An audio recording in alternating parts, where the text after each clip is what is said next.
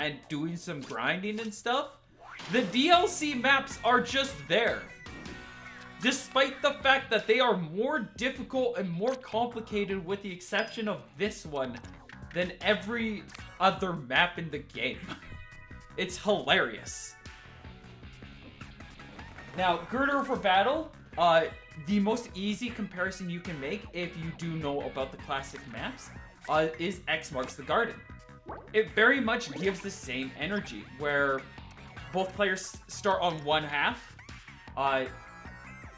It is cleanly divided down the middle, and you can kind of block and section off a chunk of the map. The big difference is Dynamo isn't a turn one stopper anymore. And who would have thought that that leads to a lot more activity, a lot more back and forth, a lot more competition. And we're seeing that right now as Aaron has already found a way into one of Black Rose's bases, and Black Rose, likewise, has found a way into one of Aaron's bases. So what typically happens is we have a wild clash in the middle. Well, they don't really clash, but they kind of both choose like one direction, and they zip through as quick as possible to start filling up the other's base. And this also kind of conveniently sets things up in a way where they section off another portion of the base through the process. Like, you see, they've both already gotten their other corner that wasn't the one that was rushed down to is now safely secured, or should be safely secured, but Black Rose does have 3 special already, and this is one of the exceptions to the rule where you can make a hyper-aggressive play. Is it always smart? Does it always work? Not necessarily. Is it fun? Is it exciting? Very. So Aaron is going to set up a trying to see if he can find a good splatter screen position. And he is going to lock into it. But now the question is Black Rose doing anything in that spot? And he is not. Actually went for a very passive sprinkler. Which means that Aaron could actually just drop something. He is planning out a base combo and trying to identify what pieces he needs for his combo. And then once he's identified that, I imagine he's going to pick whatever else, and he's just going to drop in there.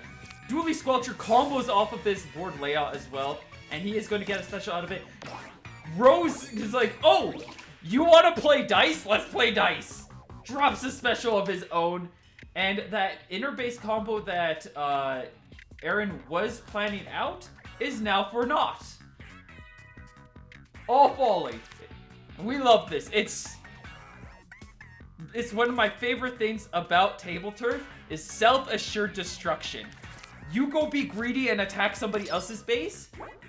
It's usually, like, it's not impossible. It's not too hard. If you try, you're probably going to succeed. Unless your opponent hard reads you. But that leads to a conundrum, which is, oh, you want to destroy my base? Well, I don't have a base anymore, so guess what I'm gonna do, sucker? I'm gonna go invade your base. And then nobody has a base. It's all destroyed. It's just a big chaotic mess. Oh, I can actually feel my voice starting to give out. That's not good. Good thing we're on Grand Finals. Because, I'm probably going to lose my voice in an hour. Great. Don't commentate while sick, folks.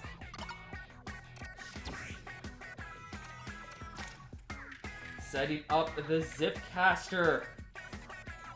Looking for as many points as possible. I believe Aaron is expecting the last card to be drawn. The last top deck is going to be just something to play in neutral. So getting as many points as possible here. Unfortunately, Rockenberg is not even going to be close to enough. As long as Rose does like a play. Out comes the Inkjet, and game 1 will be going to BlackRoseDragon. Very unfortunate last turn for Aaron to have to play that now instead of later. Because you know for a fact that he would have loved those 2 extra special points to make whatever play he was aiming for previously. Could have played something bigger, something stronger, maybe had better tempo. But that's what happens when you're playing a card game and not actual Splatoon, is RNG is going to nip you in the butt sometimes.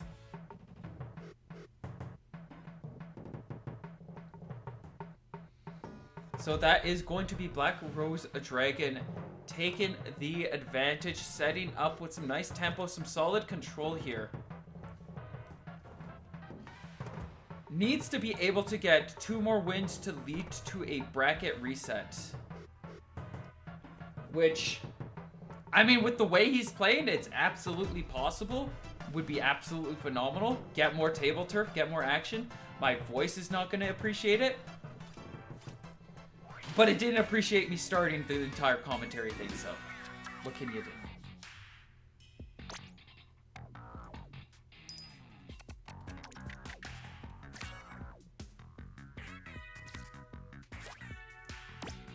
Starting off strong.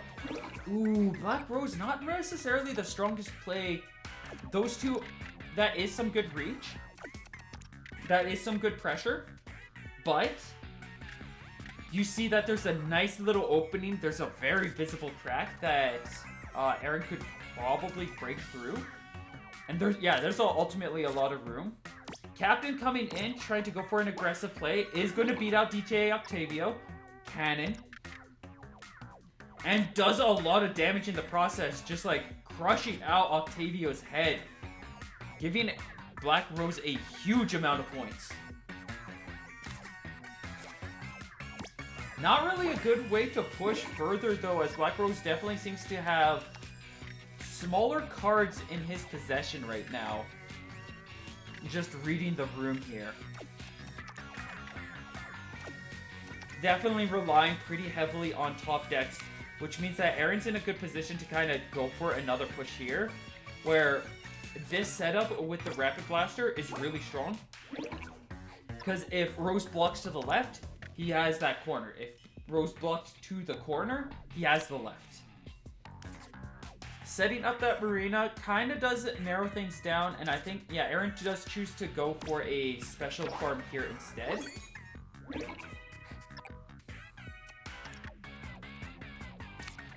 Yeah, looking to just build up points, seeing really nice opportunities to just kind of capitalize on the field and board state. While Rose is still stuck trying to top deck. Trying to find anything that will help him get his momentum, get some stuff going. And he's being stuck playing small card after small card.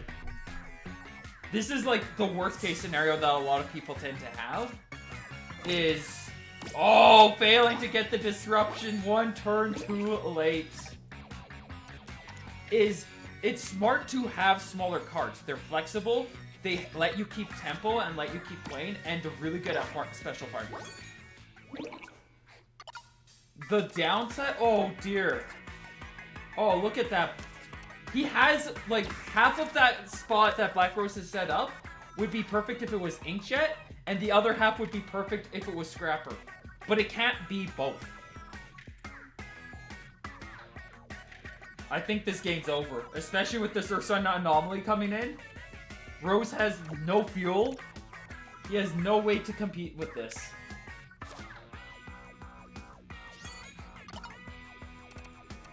I forget what I was saying before, but that's fine. That's just how that's how short attention spans work.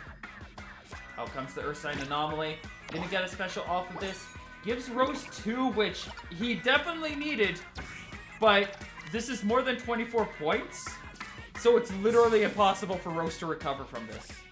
And he is just going to choose to pass, and that is going to be AaronIsP1 evening the score, balancing the tide here. And bringing this match to 1 apiece. Excellent game, excellent showing from both of them. But Aaron, yeah, no, just really on top of his game there. And Black Rose, it was a close game for getting garbage. Oh yeah, that's what I was talking about. You want the small pieces. It lets you combo, lets you flow really nicely. But there is the huge downside to that. In that sometimes the game just decides you're only going to play with small cards. And when it does that, you don't get to play the game.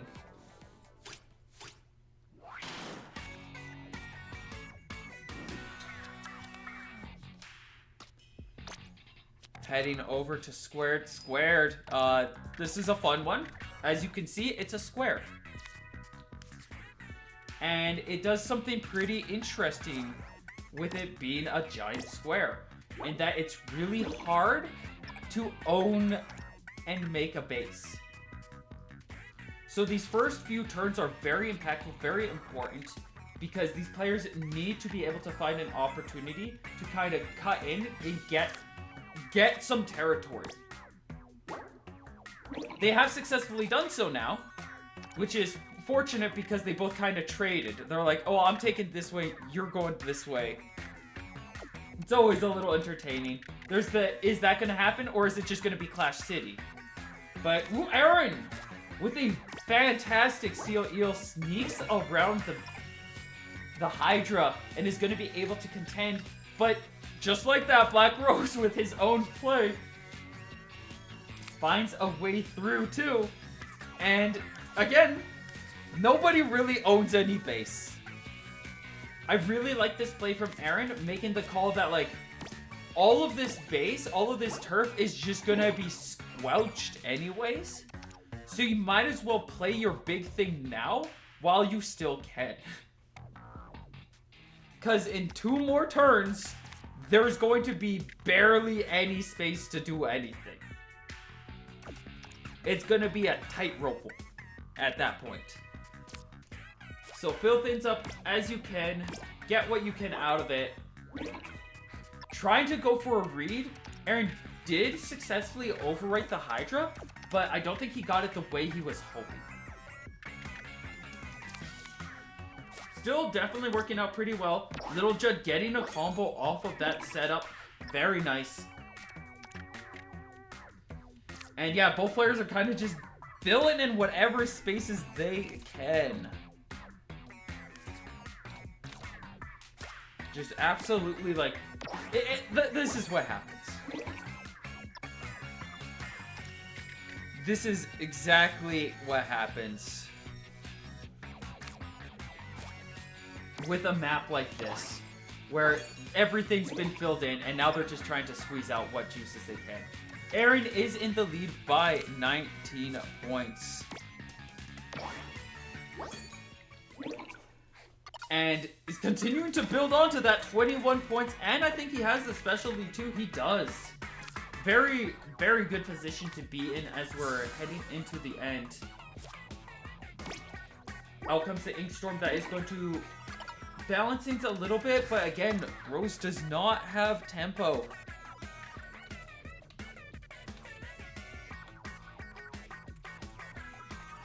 And I don't see a good way for him to be able to bring things back, as this just seems pretty sealed. Oh, if Rose tried to lean into hoping that a special would have been granted, he might have been able to do something, but still 20-point deficit is not going to be something to be able to be worked off of. And that is going to be a very secure win for AaronIsP1. Now at 2-1 advantage, Aaron is looking for one more win to win Diamond Bracket 8. Black Rose's his grasp on victory is slowly slipping. He's losing his ground. He needs to get these wins. He needs to be able to figure this out. He needs to be able to bring things back, and it's starting to look a little hopeless. Does Aaron just have him down? Does he just have him on the download? Or is there a stage for Black Rose to be able to pull out and claim victory? Maybe set himself back up with the tempo to bring things out to a close. We're going to switch perspectives here. as we head into our next, possibly final game of the tournament. Let's see where we go. Oh, we missed it. We just missed it, dang it. Well, they're picking their decks. Let's see. We're going to box seats! We are embracing chaos! We are going to the itty bitty tiniest, smallest bean-sized location. They're doing box seat rules. 10 seconds. You have 10 seconds to think about your action. If you cannot make a decision in 10 seconds, the game automatically passes for you. So you have to think and act fast. What is the best play? I don't know. You got 10 seconds. Figure it out. This is a lightning round if there ever was one. Little Judge seems like a nice play. That is going to do some good coverage, though. Might be best just to drop it. Is the Little Judge spot? There's still a Little Judge spot. I would go for Little Judge. But, oh no, there isn't. Oh, because that is for Aaron to drop. And he doesn't go for it. Little Judge is such a good combo piece. It is such a good combo piece for box seats, though. It's just super impactful. Like, it's cheap, it gives a lot of points, and it's very reliable and consistent. One of the best cards for box seats. And he's just gonna be sitting on it. 1 second left, walks in, goes for a big special here. That's not where the wiper was, but he is still gonna be rewarded pretty handsomely for points. Where he is bricked, he has to pass. What is he gonna pass? The nozzle nose might be, yeah, it's a kind of sloppy card. Out comes the Pro Drone, one of the DLC cards. There are 2 DLC cards, Pro Drone and Order Dualies, which are interesting, where they actually are the biggest cards for their value. Typically 2 special cards can go up to a maximum of, I think, like 4. And then once you hit 3, it goes up to 5 cost. Or no, 2 is 5. And then 6 is 3. But Order Dualies and Pro Drone are 2 special 6 cost cards. So they're kind of interesting, and they're a lot more meta in box seats. We did just get a huge amount of special for Black Rose. Going to pass one more time. He has a 16-point deficit, which is huge in box seats. But we've got some sizable cards. He is going to drop that one down. Here comes the Order Dualies. The other 2-6. That's a lot of special points. That's a lot of points gained. Last turn. More than 13 points needs to be gained from this, and Aaron needs to have nothing. But he's got 3 special. What's going to happen? Who is walking away? Little Judd! Little Judd comes in to close out the tournament. He says, game! Waves the flag down. Who's he waving it towards? He's waving it to Aaron. And Aaron is your winner for the 8th Diamond Brackets. Huge congratulations to Aaron, claiming this monumental piece. Congratulations to BlackRoseDragon for securing 2nd place. Wonderful battle. Great display of skill, but unfortunately it just was not enough to contend. Player 1